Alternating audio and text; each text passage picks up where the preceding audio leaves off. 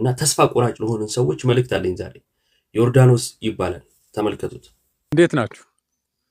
እንግዲህ የመስቀል ዝግጅታችን ከተፈጠረበት አደጋ 1-2 ቀን ቀደም ብሎ ይመስለኛል ይሄን ቪዲዮ ለቆ ነበር። ፊቱ ላይ ያለውን ፈገግታ፣ ሰላምታውን አይታችሁታል። ከዛን ደግሞ ይሄ ተፈጠረ። ተመልከቱት። እንዴት ናችሁ?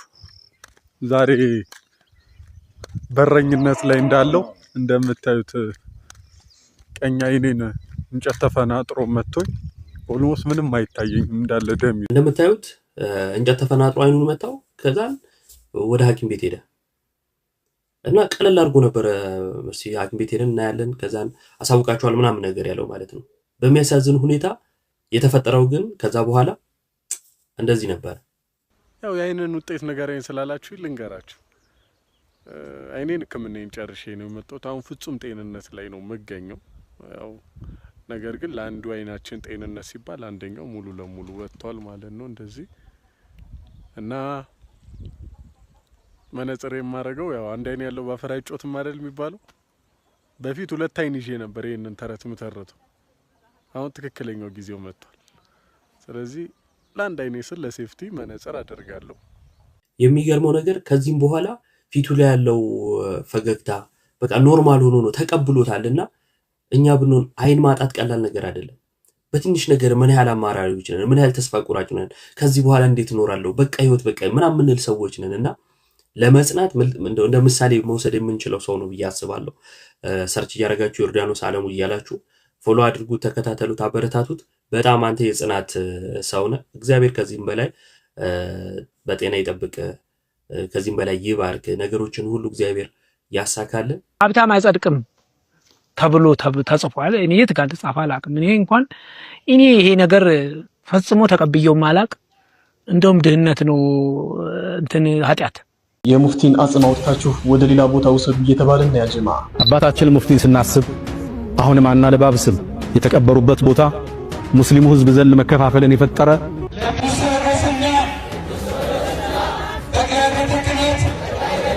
እዚህ ቲክታክ ላይ አንድ የሚመች ልጅ አለ። እስቲ እንስማ። ሰውዬ ሀብታም እናድርገው።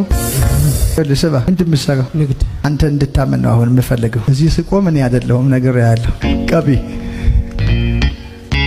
በደንብ ያዝ። እግዚአብሔር መልአክ አሁን የሻኪሱም ይሁን ምንም ወርቅ ቶሎ ብለህ አምጣና የሚል ሰው የሚቀምሰው የሌለበት ሀገር ላይ ጥሬ ስጋ አፋችሁ ላይ የምታስቆርጡ ሰነፍ ትሆናል። ጥሬ ስጋ አታስቆርጡ እያልኩ አይደለም።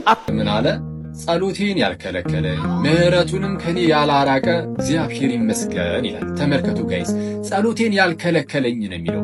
ራሳችንን እናውቀዋለን። ያው ኃጢአተኞች ነን፣ በደለኞች ነን ማለት ተዋህዶ መሸሸጊያዬ፣ ኦርቶዶክስ መጠለያዬ፣ ሰላምሽ ከፍ ይበልልኝ። ላይ የምታስቆርጡ ሰነፍ ትሆናል። ጥሬ ስጋ አታስቆርጡ እያልኩ አይደለም። አትቅረጹት ነው እያልኩ ያለሁት። ደሃን እንቁልልጫ ትበሉበት ነው እያልኩ ያለሁት። ያላችሁበት ሀገር ደሃ ሀገር ሆኖ የምንኖርበት ዓለም እንደዚህ ሆኖ ሰው በጣም ግራ በተጋባበት ሀገር ላይ በጣም የሚዘባነኑ ሰዎች አሉ። እነዚህ ሰዎች ከትራክ ውጭ ናቸው፣ እግዚአብሔርን አያውቁት። ይሄንን ከቤተ ክርስቲያን ካልሰማችሁ ሶሻል ሚዲያ ይሄን ሊነግራችሁ አይችልም። ለምን ውድድር ነው የተያዘው? ፌክ ውሸት፣ ከእግዚአብሔር ሐሳብ ሩቅ ስለሆነ ውሸት ነው። የእግዚአብሔርን ስትጥሉት የራሳችሁንም ታጣላችሁ፣ የእግዚአብሔርንም ታጣላችሁ። የእግዚአብሔርን ስታነሱት የእግዚአብሔርንም የእናንተንም ታገኙታላችሁ። እግዚአብሔርን አውቀን የእግዚአብሔርን ነገር ማድረግ ስንጀምር የኛን እናገኘዋለን። እኛ ያተረፍን መስሎን የእግዚአብሔርን ጥለን የኛን ስንፈልግ የኛንም የእግዚአብሔርንም ነው የምናጣው። አሁን ሁሉም ሰው ማግኘት ነው የሚፈልገው፣ ለምን እንደሚያገኝ ግን አያውቀው። ይሄ ካልገባችሁ በደሃ የምታላግጡ ነው የምትሆኑት፣ አገሩን አሁን እንደሞሉት ማለት ነው። ይሄ ካልገባችሁ እግዚአብሔር ቢያበለጽጋችሁ የእግዚአብሔር ጠላት ሆናችሁ ነው የምትቆሙት። በደሃ ላይ የምትጫወቱ ነው የምትሆኑት፣ በደሃ ላይ የምታላግጡ ነው የምትሆኑት። ስለዚህ እግዚአብሔርን ስናቀው ስለ መርዳት እናስባለን። አካባቢያችን ያለውን ችግር ለማየት አይናችን ይከፈታል። የእግዚአብሔር ፕላን ይሄ ነው። ወንጌል ስርጭት ላትወጡ ትችላላችሁ። በየአውቶቡስ ተራ ይሄ ዛራ ዛራ የሚሉበት ስፒከር ገዝታችሁ ላሰብኩ ትችላላችሁ። መድረክ ላይ መጣችሁ ላሰብኩ ትችላላችሁ። ሌላ ወንጌል ስርጭት ትራክት ላሰጡ ትችላላችሁ። ግን እግዚአብሔርን ስታውቁት ደሃን ማገዝ ትጀምራላችሁ። በሐሳባችሁ ካላችሁ በአቅማችሁ ካላችሁ በጨርቃችሁ የታረዘን ታለብሳላችሁ፣ ያጣን ትሰጣላችሁ፣ የቆሰለን ታክማላችሁ፣ መታከሚያ ያጣውን ታሳክሙታላችሁ። ይሄ እግዚአብሔርን የማወቅ አንዱ ምልክት ነው። እስቲ ዛሬ ደግሞ አንድ በጣም የሚያስገርመኝን ነገር ልንገራችሁ። መዝሙረኛው ዳዊት ሲናገር ምን አለ? ጸሎቴን ያልከለከለኝ ምሕረቱንም ከኔ ያላራቀ እግዚአብሔር ይመስገን ይላል። ተመልከቱ ጋይስ፣ ጸሎቴን ያልከለከለኝ ነው የሚለው። ራሳችንን እናውቀዋለን። ያው ኃጢአተኞች ነን፣ በደለኞች ነን ማለት አብዝተን ነው በእግዚአብሔር ላይ የምናምፀው እና እንደዚህ እንደ ኃጢአታችን ሆኖ እግዚአብሔር አምላክ አልሰማችሁም አታውሩኝ ብሎ ጸሎታችንን ቢከለክልስ? ነገር ግን መዝሙረኛው ዳዊት ምን አለ? ምሕረቱን ከኔ ያላራቀ ብሎ ተናገረ። ስለዚህ በምህረት ተሞልቶ ምንም እንኳን እኛ በደለኞች ብንሆንም ልክ ጳውሎስ እንደሚናገረው እግዚአብሔር ግን በምህረቱ ባለጠጋ ስለሆነ በድለነው ርቀን ራሱ ተመልሰን እስክንመጣ ድረስ በጉጉት የሚጠብቀን በፍቅር የሚጠብቀን አባት ነው። በጣም የሚያስገርመኝ ግን ተመልሰን እስከምንመጣ መጠበቁ ብቻ እኮ አይደለም፣ ደግሞ ራሱ አፕሮች ያደርጋል ወደኛ ማለት የሆነ ርቀን እዛው እንዳንቀር ልጄ ወዴት ነህ ብሎ ደግሞ ይጣራል። ልክ እንደ መጀመሪያው ሰው እንደ አዳም ማለት ነው። ታስታውሳላችሁ ጋይስ፣ አዳም እኮ ኃጢአትን ሰራና ወዲያውኑ ተሸሸገ እና ተሸሽጎ በዛው ሊቀር ነበረ ከእግዚአብሔር ተለይቶ።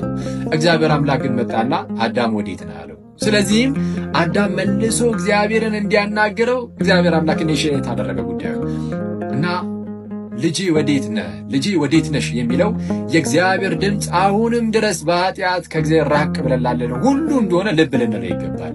ለካስ እግዚአብሔር አባታችን እውነተኛ አባት ነው። ኦኬ። በጣም የሚያስገርመኝ ግን ምንድነው ጌታ በዚህ ደረጃ እግዚአብሔር አምላክ በዚህ ደረጃ እየሆነልን እኛ አናናግረው ማለት አንጸልይም፣ እግዚአብሔርን አናናግረው። እኔ ይሄኛው የቃል አጠቃቀም ጥሩ ካልሆነ ይቅርታ አድርጉልኝና በጣም ነው እግዚአብሔር ኢግኖር የምናደርገው። እንደ ቀልድ ቲክቶክ ላይ ገብተን ለብዙ ሰዓት ልናሳልፍ እንችላለን። ከጌታ ጋር ግን ጥቂት ደቂቃ እንኳን ማሳለፍ ያክተናልና ከጌታ ጋር ጊዜ ልናሳልፍ ይገባል። መዝሙረኛው ምን አለ? ጸሎቴን ያልከለከለ እሺ ምሕረቱንም ከኔ ያላራቀ እግዚአብሔር ይመስገን። እኛም ከእርሱ ጋር ሆነን ጸሎታችንን ያልከለከለን ምሕረቱንም ከኛ ያላራቀ እግዚአብሔር ይመስገን ብለን ልንጸልይ አረ ይገባል ነው። ጳውሎስ ምን ይላል? ሳታቋርጡ ጸልዩ።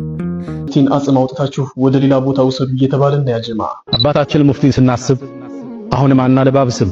የተቀበሩበት ቦታ ሙስሊሙ ህዝብ ዘንድ መከፋፈልን የፈጠረ አሁንም ዑለማው መጅሊሱ ከቤተሰብ ጋር በመነጋገር እልባት ሊሰጠው የሚገባ ጉዳይ ነው። ይሄን አናለባብስ። ስለ የትኛው የሙስሊሞች መከፋፈል ነው የምትወሩት? ወንድም ጃንጥላ ሙፍቲን እኮ አሁን ላይ እየተቃወሟቸው ያሉት ሰዎች በህይወት እያሉ ሲጋጯቸው የነበሩት ሰዎች ናቸው።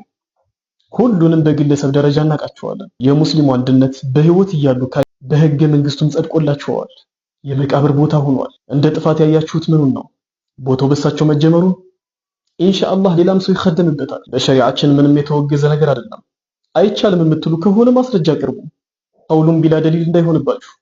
ንግግር ያለ ማስረጃ ተቀባይነት የለውም። የሚገርመው ነገር እናንተ በሸሪዓችን አይቻልም እያላችሁ እንኳን ተተገብሩታላችሁ። ይሄ ማን መቃብር ነው?